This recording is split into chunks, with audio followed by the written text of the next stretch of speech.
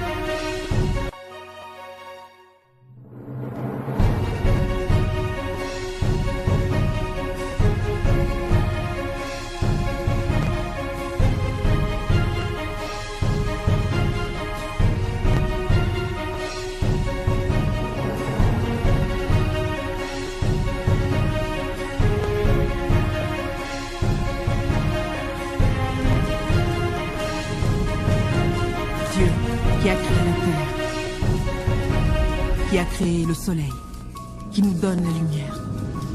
Dieu qui détient les océans, qui assure le rugissement du tonnerre. Dieu qui a des oreilles pour entendre, toi qui es caché dans les nuages, qui nous montre d'où nous sommes. Tu vois que le blanc nous a fait souffrir. Le Dieu de l'homme blanc lui demande de commettre des crimes, mais le Dieu à l'intérieur de nous veut que nous fassions le bien. Notre Dieu, qui est si bon, si juste, nous ordonne de nous venger de nos torts. C'est lui qui dirigera nos armes et nous apportera la victoire. C'est lui qui va nous aider. Nous devrions tous rejeter l'image du Dieu de l'homme blanc, qui est si impitoyable. Écoutez la voix de la liberté qui chante dans tous nos cœurs.